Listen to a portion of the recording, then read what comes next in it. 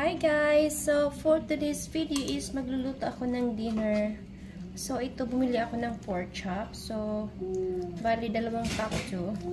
Tapos, nilagyan ko na rin siya ng mga seasoning ko. So, nilagyan ko siya ng magic sarap, pork bouillon, yung powder ha. So, powder yung ginamit ko pa rin kasi may powder naman. Tapos, salt, pepper. Tapos, nilagyan ko siya ng sesame oil. Tapos, of course, lalagyan ko din siya ng soy sauce. So, i-marinate ko lang to. Hindi ko masyadong i-marinate ng matagal kasi ayokong umalat siya. Tapos, ayan yung ano ko. Tapos, ito naman guys is broccoli. Yan yung side natin. Tapos, of course, is yung rice. Kasi pag meat, dapat may rice. Joke. Well, that's, you know, that's how I see it. Pero pag ganyan guys. So, bali, mamarinate ko lang to nang hindi masyadong katagalan.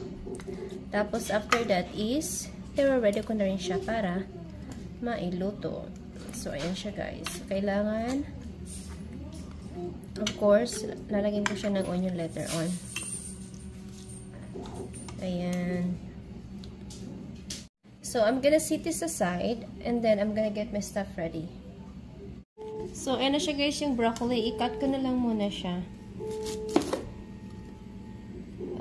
Kasi kailangan maging eater na tayo. Ayan. Especially kailangan na kumain ng mga ito is so ayan. Kaya lucho. No, really. You guys have to eat healthier.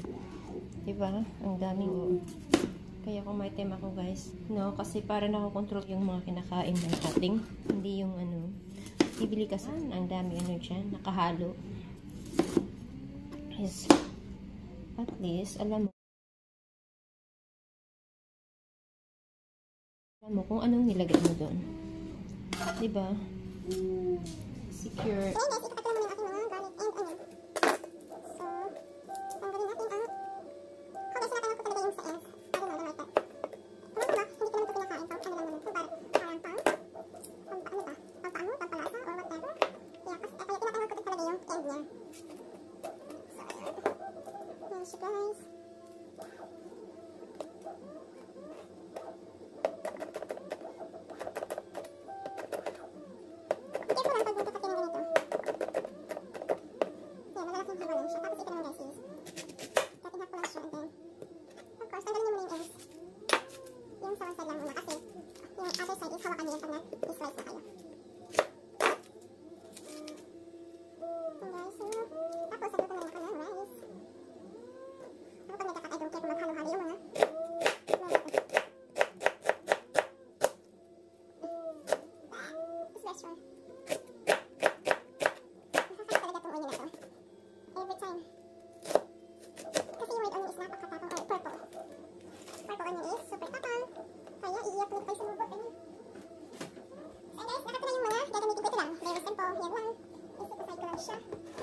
So guys, mag-start na tayo sa ating pork chop.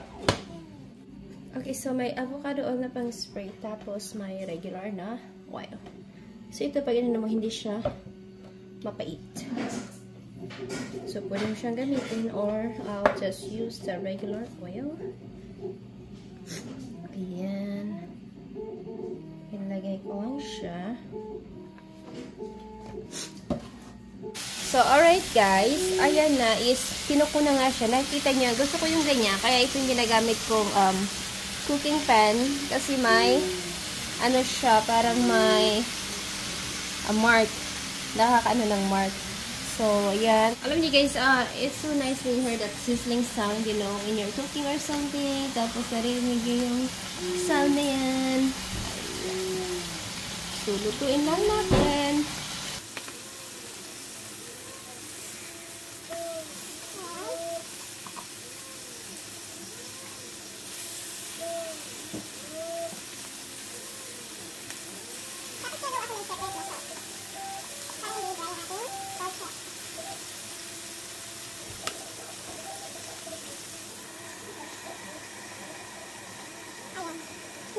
lang. And guys, nakikita nyo is, tama na siya. O, diba? Gusto na siya. So, ayan, malambot na din. That's what we want. Yung lumambot na siya. Gonna check him out. Ayan. Ayan nga siya, guys. So, nagpupo na siya sa ating bones. O, diba? May mga mark na siya. Dito ko siya, guys, ilalagay. So, finish ko na yung aking paglalagay ng ating pork chop. So, difficult talaga na mag-film. Tapos, at the same time, you are cooking or doing something. So, ayan siya, guys. Ilagay ko na siya. Ayan. Nakikita niyo, ay! Be careful to make it fast.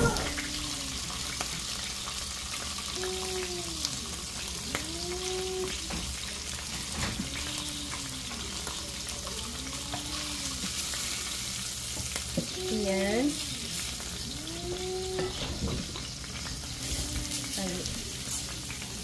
Alright, okay. So, ilagay ko na yung next na batch. Tapos, kukuha ko ng takip for this, oh my goodness. Be careful, let me turn my heat. I'll let it down.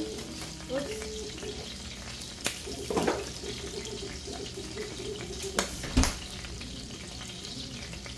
My goodness. Lagyan ko pa siya ng oil.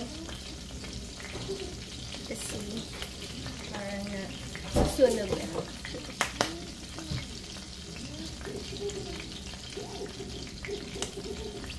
Okay, so be careful. Oh my goodness. Tumatalsik yung mga mantika. Yung onion is, ay, tumatalsik talaga.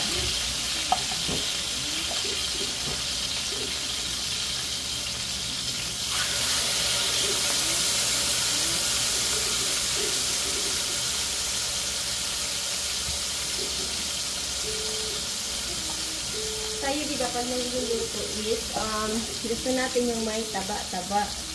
Pero sila dito, ayaw nila yun. Pero this time, hindi ko tinanggal yung taba-taba. Kasi minsan yun yung papasarap, diba? Pero ayan, may ano naman, natanggal yung mga taba-taba nila. So, that's okay. Kung yung taba is, skip ko na lang yung taba or ikat ko na lang yung taba. So, okay na yan.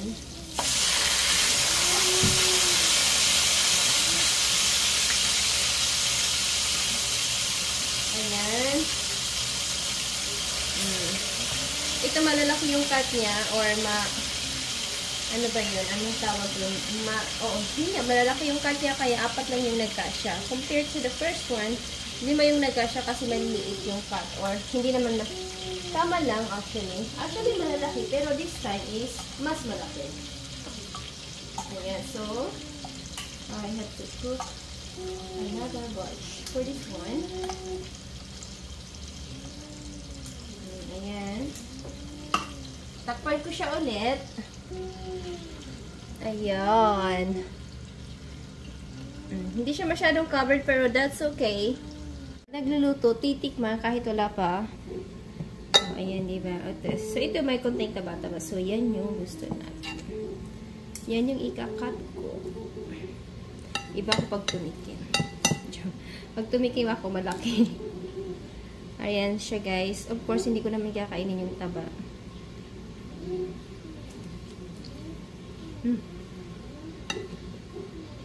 Ayan. Yeah, tama lang yung, ano niya, timplada. Tapos, lagyan ng hot sauce.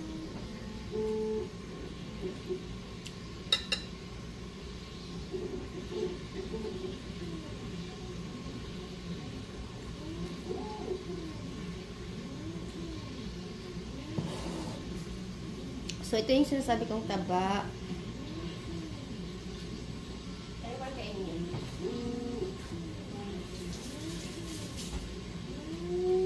Okay guys, tama na yung ano niya, timpla. Hindi, ano ba yun? Salty.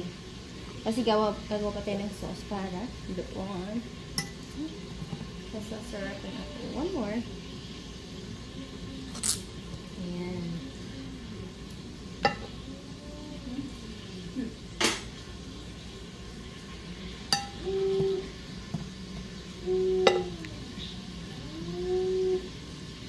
Tapos pagkatapos ko nito is lulutuin ko na yung ating broccoli. Steam ko lang siya. So, gagawin ko pala sa broccoli is stir fry ko siya kasi para naman may lasa. Ayan. Ayan yung broccoli natin. Tapos ito yung ano. So, kukuha ko ng konting onion and garlic doon sa aking kinap earlier para gamitin dito. So, pinapainit ko lang siya. Then, I'm gonna put some oil. Tapos, yun na. Stir fry na siya.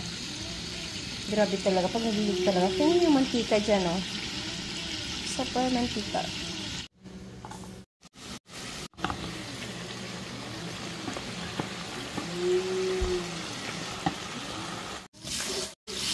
Right, I'm done with the pork chop. I'll cook them all already. So, ayan. And then, this is my sauce. I put a lot of onion. Tapos, I'm just gonna pour this on top of the pork chop. And then, of course, naluto na rin yung aking, ayan, diba? Yung broccoli natin, luto na rin ako. Too much oil everywhere sa ating, sa ating stove top. Maraming oil. So, hindi ko masyadong niluluto yung onion. Ayan. Actually, okay na yung sauce. Yan, guys. So, we're ready for dinner and broccoli. So, I put some milk on my gravy. Ayan. Hindi ko siya masyadong pinalapot. Okay lang. Yung hindi lang naman masyadong So, tapos, ipo-pour ko lang siya sa top ng ating pork chop.